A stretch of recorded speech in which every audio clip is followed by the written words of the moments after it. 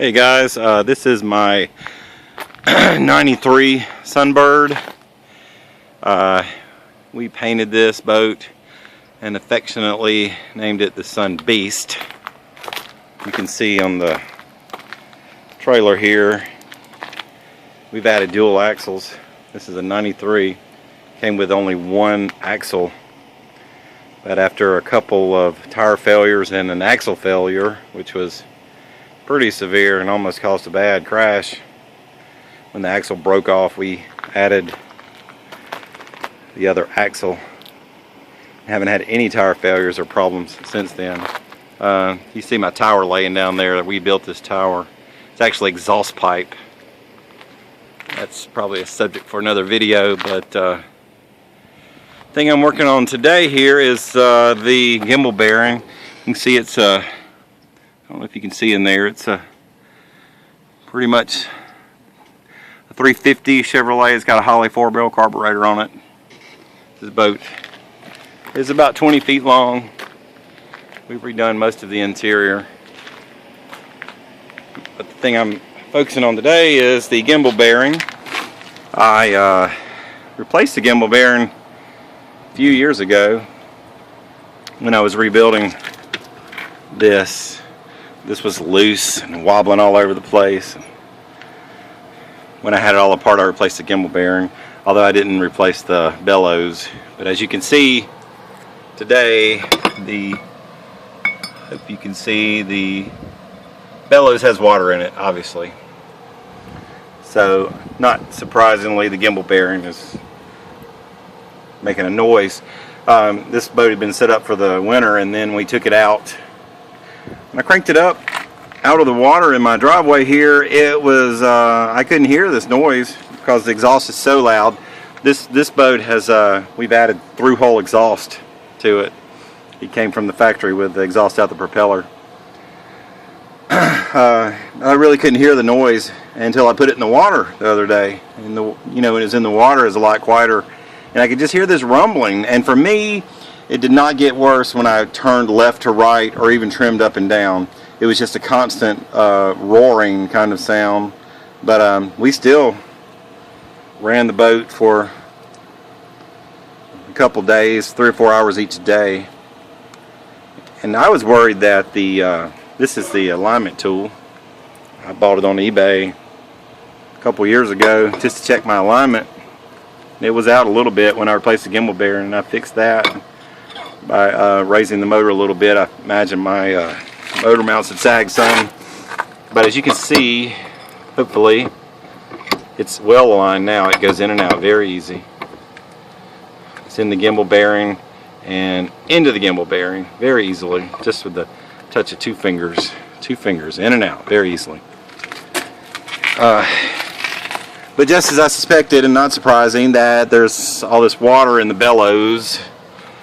Check this out. I hope you can hear it. It's in the coupler right now, so we pull it back just a little bit till it's out of the coupler and spin it.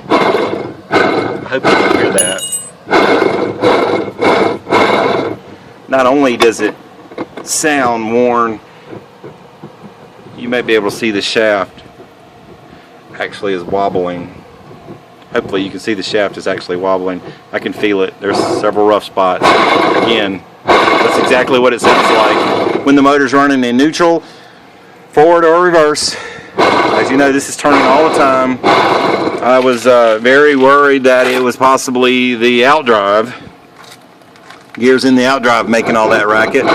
But I got into the water and put my hands and my ears up against the outdrive while the motor was idling, and I didn't feel any abnormal vibrations. It didn't sound bad, but however, under the hatch around the motor, it was extremely loud, and you could feel the vibration up in there, which, the gimbal bearing is probably right at the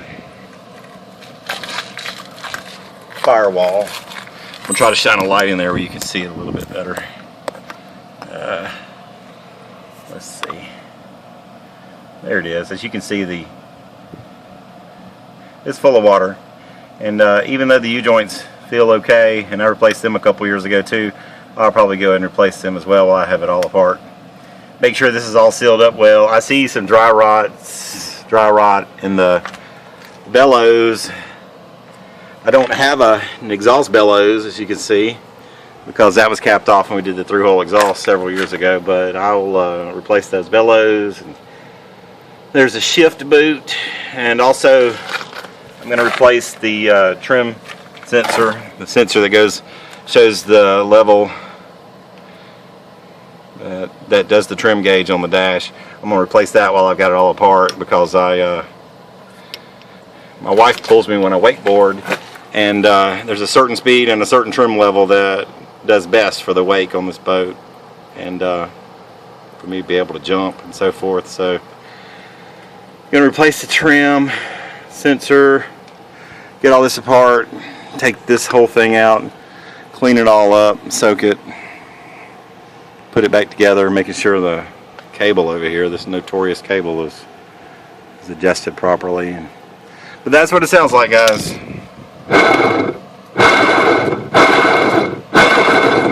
It did not get any worse trimming up or trimming down, left and right. It was just steady all the time, even at idle. My engine was idling a little bit low too. I mean, my motor would barely idle. I had to turn that idle screw a little bit to get it up to about 800, stay there. And I suspect that maybe the gimbal bearing just binding a little bit was putting a little extra drag on the motor. As you may know, it's very important to keep the idle as low as possible on these things to help stress when it's shifting. Sometimes if the idle's too high, it won't even shift into neutral. Well, there you go. Now you know what a gimbal bearing sounds like. As a side note, we had a terrible hailstorm where I worked yesterday. This is my car, what it looks like after baseball-sized hail. So I work about 20 miles from here, and my car was sitting outside. So as you can see, I got several projects going on here. I need to get my boat back together. My car is going to need a new windshield, a new fender, a new top. The top is destroyed. The back is torn out as well. You can see there. My beloved 2002 Camaro SS. I will probably be a year getting it back straight. Unfortunately, I only have liability coverage, so it's all on me. Alright guys, I hope you appreciate the time it took. I wish somebody would have done this for me, although it did turn out to be exactly what I suspected. And now you can see or hear exactly what a bad gimbal bearing sounds like.